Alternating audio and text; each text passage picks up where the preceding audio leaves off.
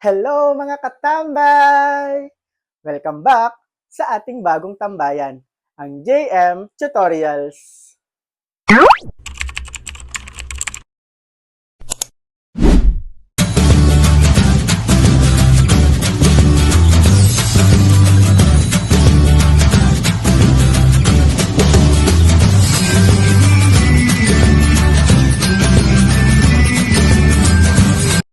For today's video, pag-aaralan natin kung paano mag-solve ng quadratic equation using the quadratic formula.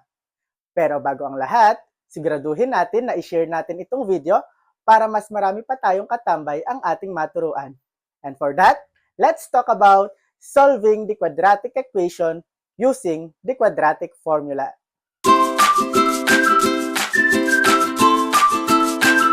Sa pagsasolve ng quadratic equation using the quadratic formula, siguraduhin natin na alam natin ang ating formula.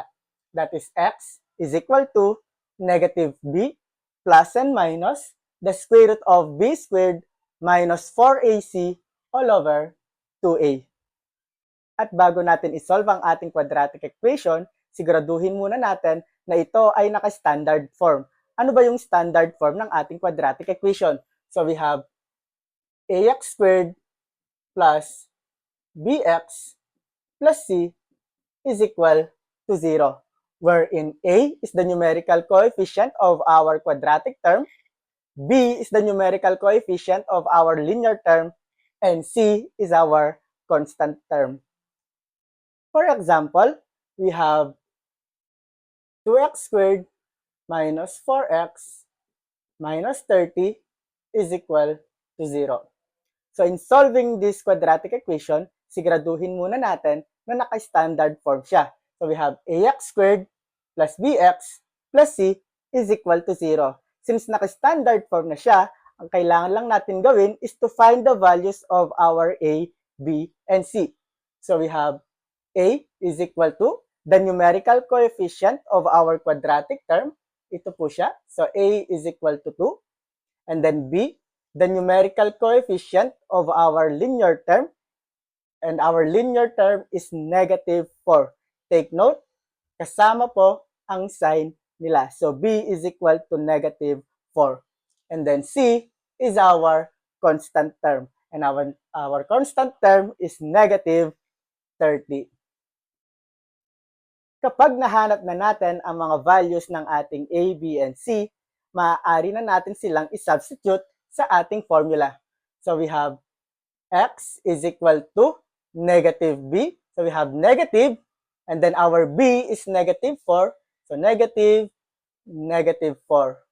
Plus and minus the square root of, we have b squared, and our b is negative 4. So we have negative 4 squared minus 4ac. So that is 4 multiplied by a is 2, and then multiplied by c, negative 30 over 2a, and our a is 2. After nating ma-substitute ang mga values ng a, b, and c, maaari na nating isimplify ang ating equation. So we have x is equal to negative multiplied by negative 4, that will become positive 4. And then plus and minus the square root of negative 4 squared. It means negative 4 multiplied by negative 4, so that is positive 16. Then we have negative 4 multiplied by 2 is negative 8, and then multiplied by negative 30, that will become positive 240. Over 2 multiplied by 2 is 4. Next ay isimplify lang natin ang nasa loob ng ating radical. So we have x is equal to 4 plus and minus the square root of 16 plus 240 is 256 over 4. So we have x is equal to 4 plus minus the square root of 256 over 4. Itutuloy lang po natin siya. So we have x is equal to 4 plus minus the square root of 256 is 16 over 4. Pagkatapos, maaari na nating paghiwalayin ang ating double operation para makuha natin ang mga roots natin. So we have x sub 1 is equal to 4. Mag-start po tayo sa ating positive. So we have plus 16 over 4. Itutuloy-tuloy lang natin siya.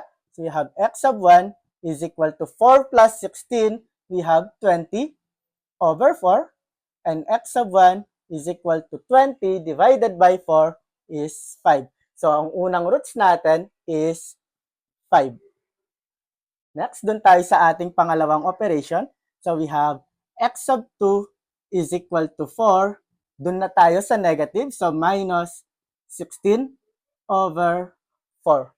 Itutuloy-tuloy lang po natin siya. So we have x sub 2 is equal to 4 minus 16 is negative 12 over 4. And then x sub 2 is equal to negative 12 divided by 4. So we have negative 3. Ibig sabihin, ang mga roots ng quadratic equation na 2x squared minus 4x minus 30 is equal to 0 are 5 and negative 3. Tandaan, sa pagsosolve ng quadratic equation using the quadratic formula, kailangan alam natin ang ating quadratic formula. And that is x is equal to negative b plus and minus the square root of b squared minus 4ac all over 2a.